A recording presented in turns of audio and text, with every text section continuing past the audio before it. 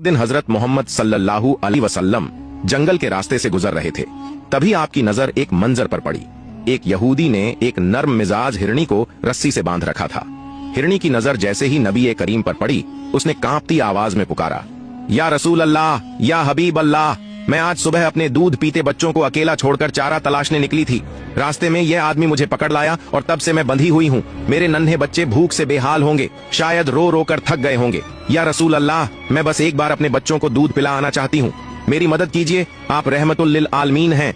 उस मासूम फरियाद ने हजरत के दिल को गहराई तक छू लिया।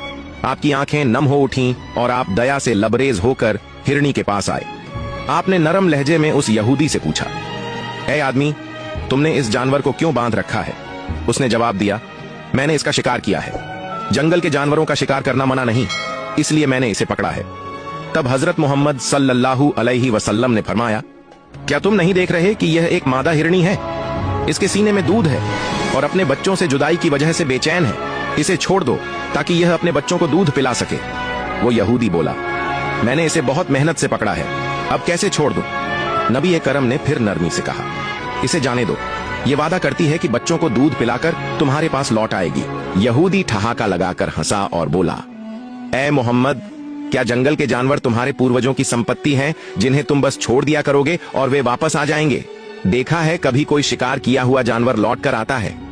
जब यहूदी किसी भी तरह हिरणी छोड़ने पर राजी नहीं हुआ तो हजरत मोहम्मद सल्लल्लाहु अलैहि वसल्लम ने शांत परंतु दृढ़ आवाज में कहा, ठीक है, तुम उस हिरणी को जाने दो और उसके बदले में मुझे बांध लो। अगर यह हिरणी लौट कर नहीं आई तो तुम मुझे आजीवन अपने पास कैद रख लेना। यह सुनकर यहूदी ने सहमति दे दी।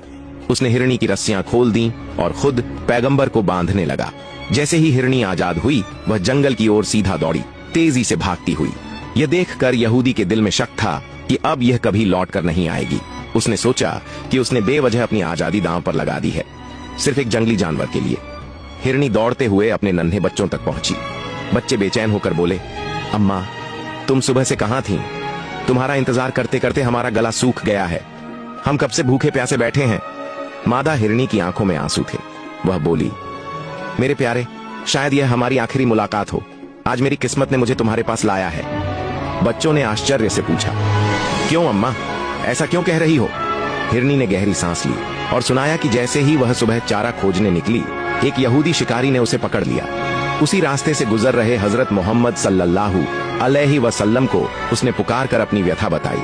पैगंबर की दया देखकर उसे छुड़ाने के लिए उन्होंने स्वयं अपनी जान की जमानत दे दी और कहा कि उसे बच्चों के पास भेज दिया जाए। हिरणी ने बच्चों को दूध पिलाकर कहा, मैं तुम्हारे लिए वापस जाऊंगी, परंतु अभी मुझे लौट कर जाना होगा।